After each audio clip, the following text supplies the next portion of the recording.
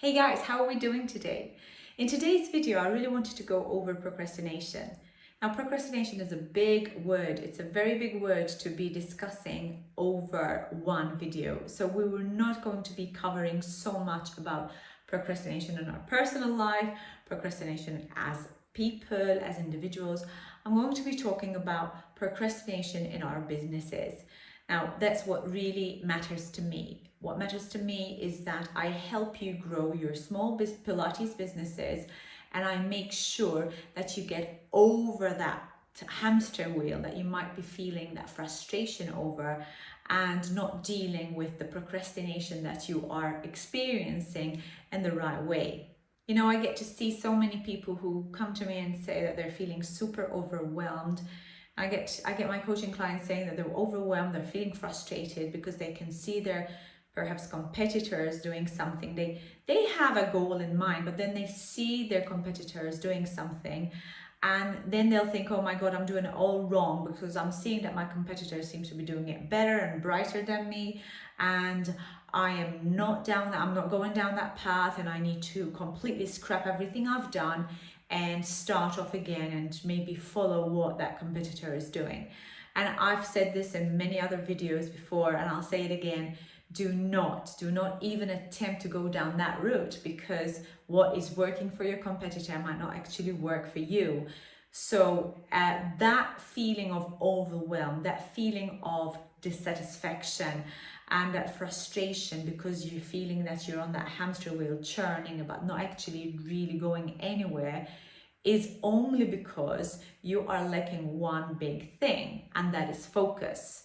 And focus is going to help you get rid of that procrastination. So in today's video, I'm going to be sharing some tips with you to gain some control on your focus, and to help you really figure out what is super important to build your business.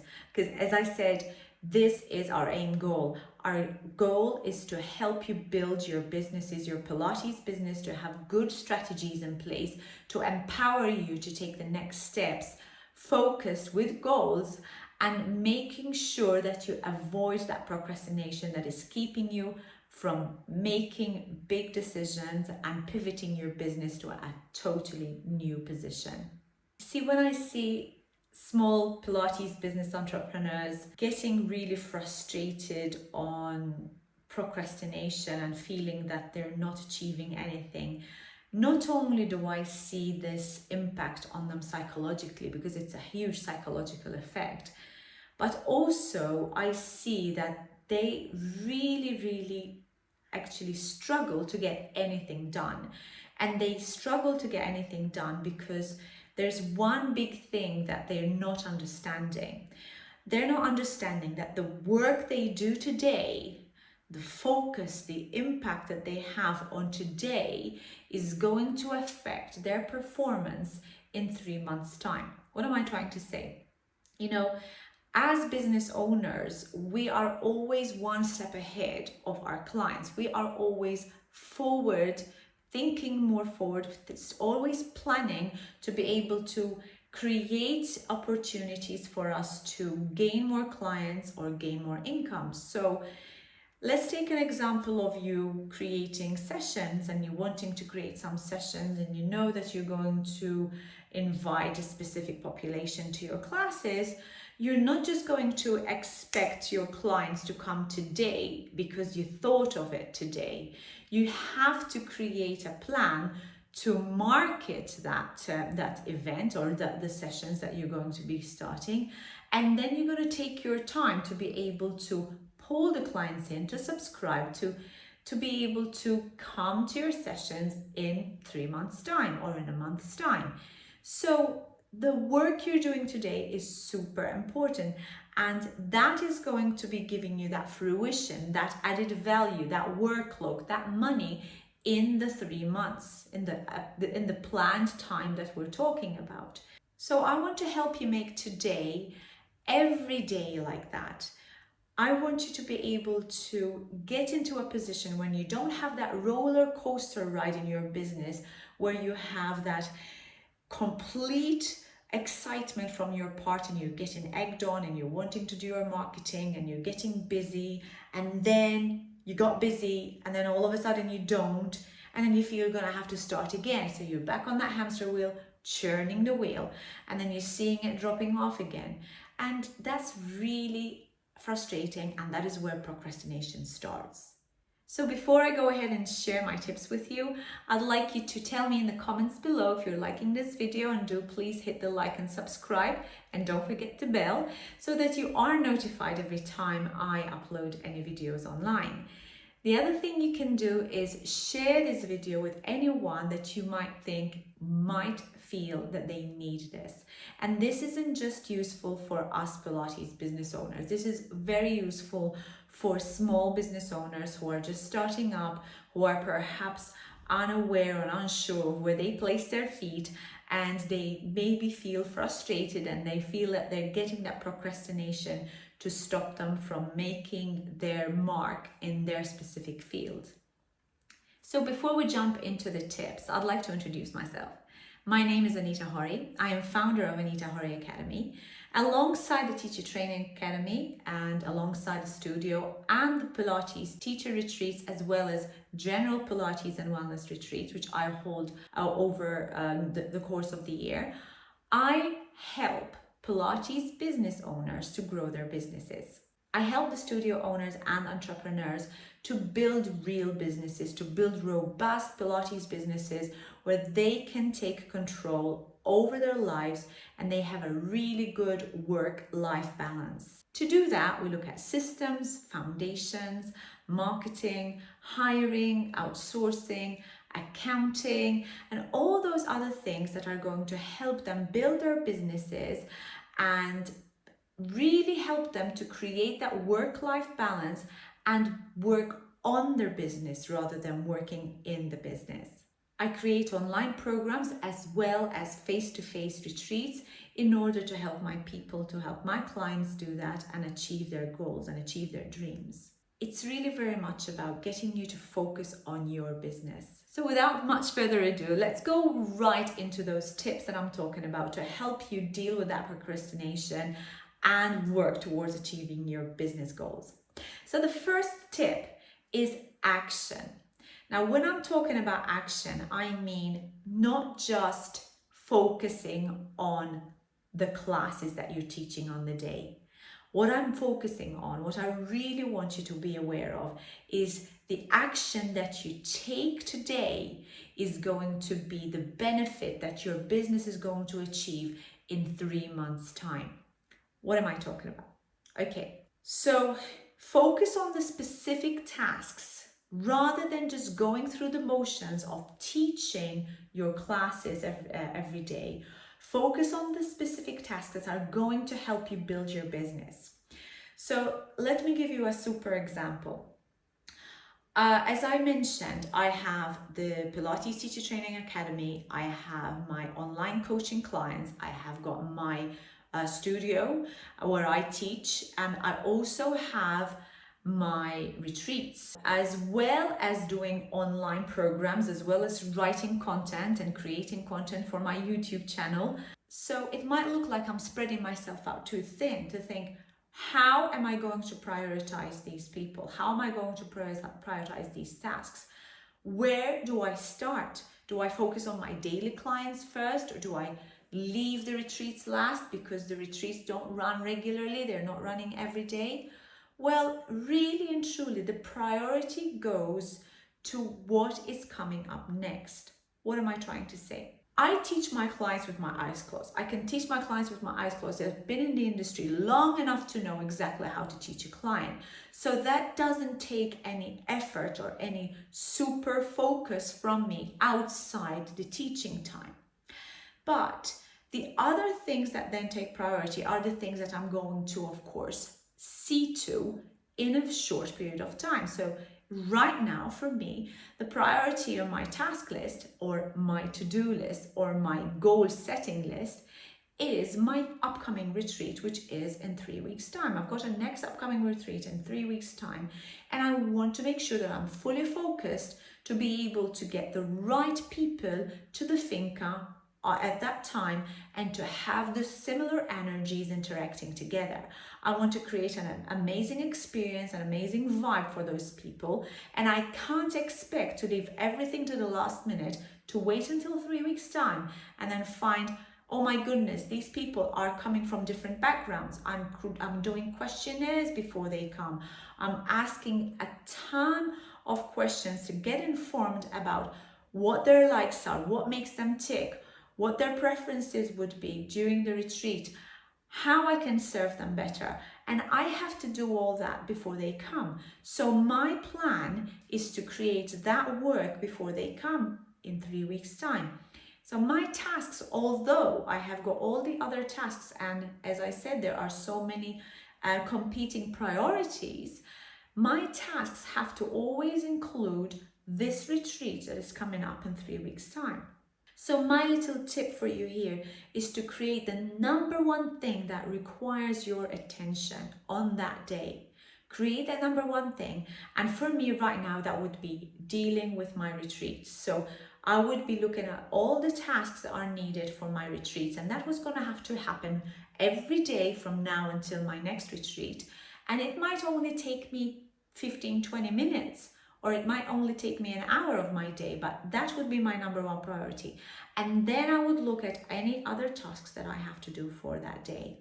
So as you can see, I am prioritizing things by timeline. So you go ahead and ask yourself, what is the number one task or priority that you feel you really have to deal with today? Can you write a list of priority items to focus on right now? And can you write that list in a priority order so that you know that it's the most pressing item that has to be dealt with first? You see, you can even overlook certain tasks because you think you already have them in your head and you think, yes, I know I need to be doing that, but you put it on the wayside because you know you already have to do that. No, if it is a task to be done, write it down in your list and put it down in a priority order. So you know that as you go along, you can start ticking them off. You know in your head, you've got these actionable items that you're going to be working on, and not just going through the day, as in just going through the motions of going through the day. So that was the first tip. The second tip is goal setting. Now this goes without saying. If you want to achieve a goal, you need to set the goal, right? So again, let's take another example. Imagine you have all these dreams for your Pilates business. You want to start teaching clients, you want to start teaching maybe weekend workshops, you want to be able to create events, you want to co-work with other professionals in the industry where you can participate in different events and create and put your name out there. And you come to actually getting to do them, but then you don't do them because you haven't planned for them. You haven't set the goal. You haven't even put it out there in the universe to say, yes, I want to do it. How can you achieve that goal if you don't even plan it, if you don't even write it down in your task list? Because when you write your goals down and you cross them out, you're not only going to get that sense of achievement because you have achieved something, but you're actually going to be moving forward to building that Pilates business of your dreams that you want. So what is your daily goal? Some people call it a task. See, I don't like the word task so much because task always seems to be a little bit daunting. So I'd rather say that is going to be a goal. A goal is something that I have a desire to achieve. So your bigger goal would be, of course, to build your business, to create the business of your dreams. I would really suggest you do the planning the night before. So take 15-30 minutes the day before, just at the end of your day, ready to start chilling down. Think about what goals you need to be achieving the following day in order for you to be moving forward with your business. And make sure you write them down. Make sure you write them down as a priority and create that priority list. And as you create the priority list, you need to make sure you create the priority list in accordance with the date that it is due. as teachers, we might loathe to be sitting at desks and look at the administration part of our business, because this is something that perhaps we're not used to be doing, or our head is not focused on there. And it takes some time for us to bring ourselves back into focus, because this is when other things starts creeping into our head. We start going into Instagram, maybe we'll look at what other people are doing, or we could go on the phone, or we could look at any other thing that's going to be a distraction for us. And if we allow these distractions to take hold of our day, we end up not doing anything. Now, if you own a home studio, this is an even bigger challenge for you, because unfortunately, home studio owners tend to have that huge comfortable feeling of being able to go and do the laundry, or maybe going on their phone, or maybe go and chatting with a friend, or whatever that might be, that stops them from actually achieving their goals. So what is a clear way to not fall into this trap? Okay, I would suggest you set yourself a time of day. Maybe perhaps you can set yourself an hour every day where you can allow yourself to put this into your schedule, that you have to call your mom, or you have to deal with your kids, or you need to get that laundry sorted, and have that time specifically for doing that stuff.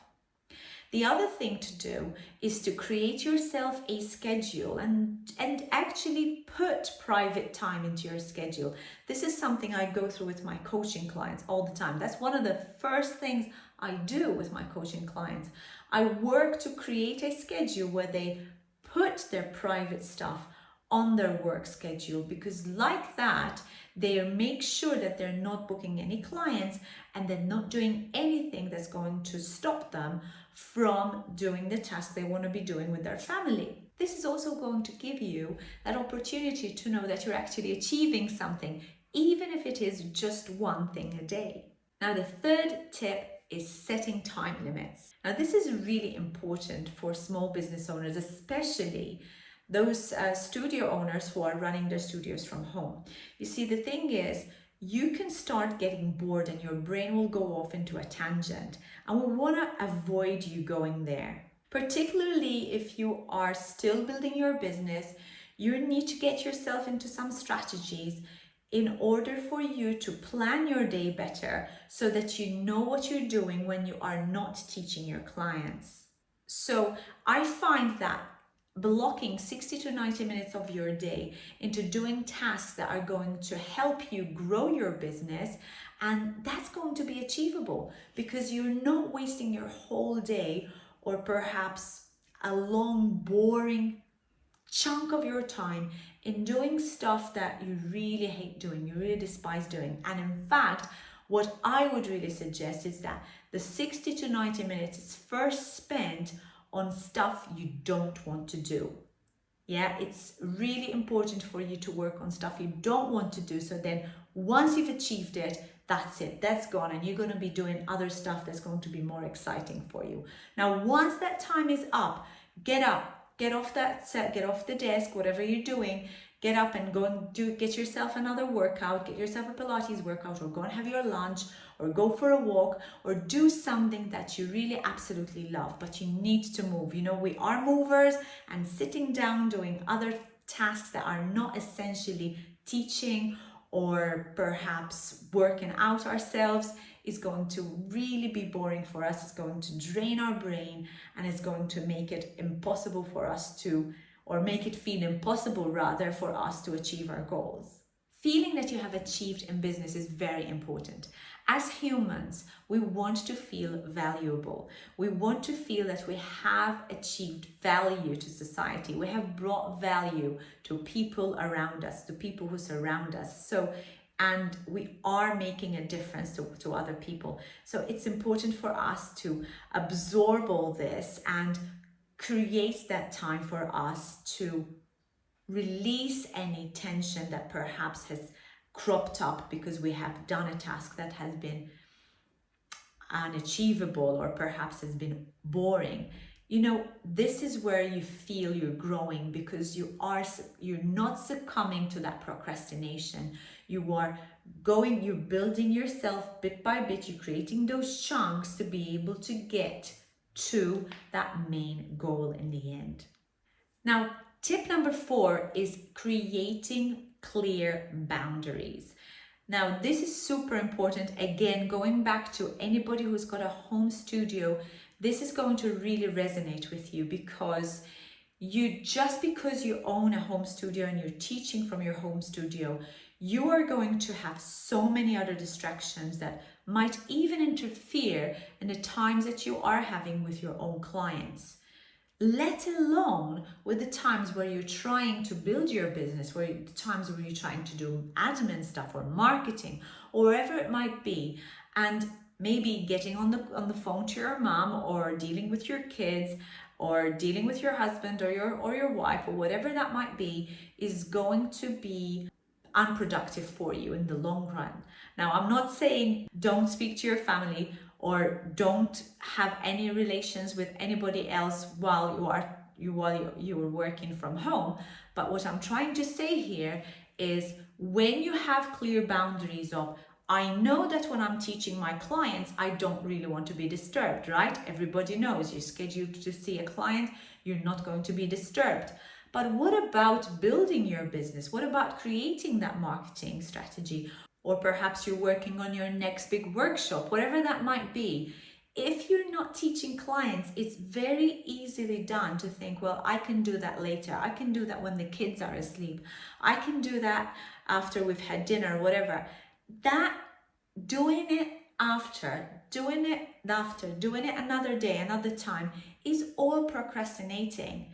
And yes, of course, you want to prioritize time with your children, but that's why I've said, create that schedule where these times I'm not going to take any clients, so that I can work on my marketing, work on my next event, work on outsourcing, work on looking at a new scheduling program, because my current pen and paper scheduling program is not working for me. It's frustrating, or I don't know how my bookkeeping is working out, and it's getting super frustrating. I don't know whether I've gained enough income this week, and so on and so forth. Creating these boundaries and knowing that I want to spend time with my family, I want to spend time at work teaching my clients, and I want to spend time building my business, and actually putting those boundaries in your schedule to know I'm dedicating myself to all these different goals every week, every month, every year.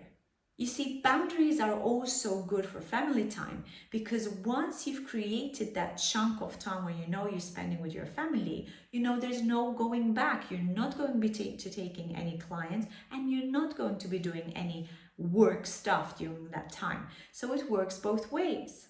And if you find yourself having to work during family time, then it's maybe time for you to be outsourcing your work, or bring more people in to help you teach your clients. Now, tip number 5 is going to be to improve your communication skills. And I have a whole video about communication.